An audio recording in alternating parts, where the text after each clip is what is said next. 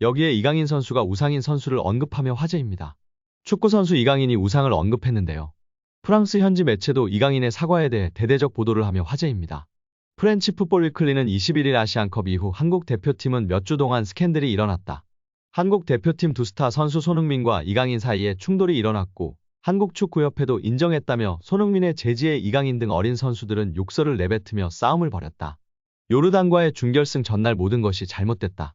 PSG 이강인은 장문의 메시지를 통해 사과했다고 전했습니다. 일체의 변명이 없었습니다.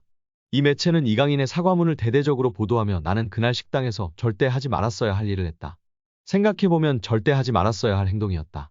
나는 이것에 대해 깊이 화가 났다. 팀에 대한 존중과 헌신이 가장 중요한데 그렇게 하지 못했다. 대표팀 멤버들과 팀원들에게 사과했다.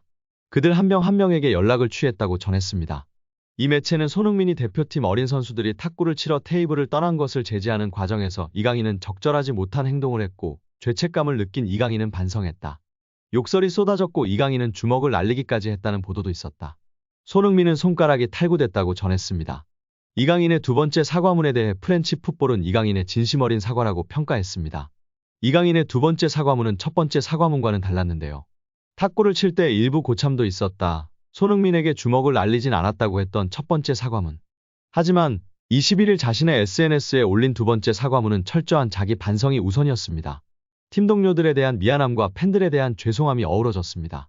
구체적 행동도 있었습니다. 이강인은 런던으로 날아가 손흥민에게 직접 사과했고 팀 동료들에게 일일이 사과해 전화를 돌렸습니다. 그는 저의 짧은 생각과 경솔한 행동으로 흥민이 형을 비롯한 팀 전체, 축구 팬 여러분께 큰 실망을 끼쳐드렸다고 했습니다. 또 흥민이 형을 직접 찾아가 진심으로 사과를 드리는 게 중요하다 생각했다. 긴 대화를 통해 팀 주장의 무게를 이해하고 자신을 돌아보는 시간을 가졌다. 런던으로 찾아간 저를 반겨준 흥민이 형께 다시 한번 감사드린다고 했습니다. 그는 다시 한번 흥민이 형이 팀 동료로서 단합을 위해 저에게 한 충고들을 귀담아 듣지 않았다. 식사 자리에서 절대로 해서는 안 될 행동을 했다. 깊이 뉘우치고 있다고 적었습니다. 손흥민 역시 이강인의 사과를 받아들였습니다. 그는 21일 자신의 SNS에 강인이가 진심으로 반성하고 저를 비롯한 대표팀 모든 선수들에게 진심 어린 사과를 했다. 저도 어릴 때 실수도 많이 하고 안 좋은 모습을 보였던 적도 있었지만 그때마다 좋은 선배님들의 따끔한 조언과 가르침이 있었다. 저도 제 행동에 대해 잘했다 생각하지 않고 충분히 질타받을 수 있는 행동이었다고 생각한다고 했습니다.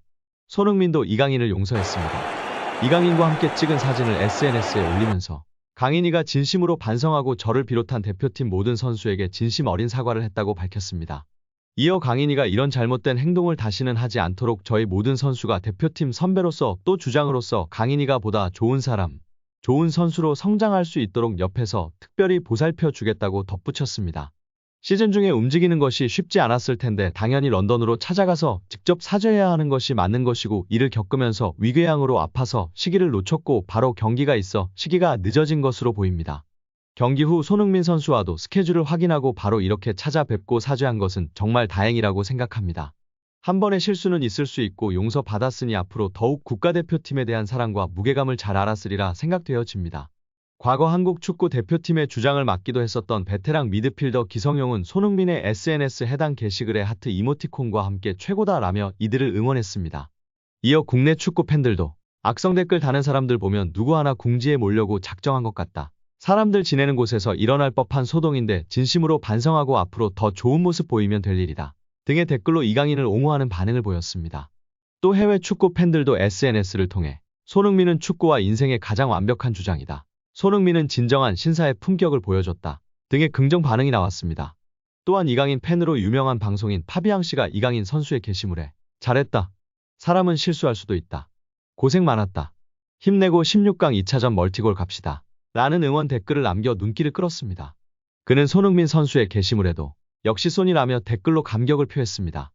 여기에 이강인 선수가 우상인 선수를 언급하며 화제입니다. 축구선수 이강인이 우상을 언급했는데요. 이강인은 우상인 선수로 마라도나를 꼽으며 화제가 되고 있습니다. 그는 마라도나 선수의 플레이나 영상을 너무 많이 봐가지고 항상 우상으로 생각하고 항상 그 선수처럼 플레이하고 싶다는 생각이 있었던 것 같다.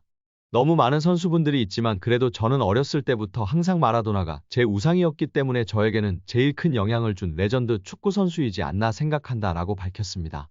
이를 통해 많은 축구 전문가들이 메시의 드리블과 이강인의 드리블이 닮았다고 이야기하는 공통분모가 바로 마라도나라고 입을 모으고 있는데요. 어린 시절 이강인의 아버지는 마라도나의 팬이었다고 알려져 있습니다.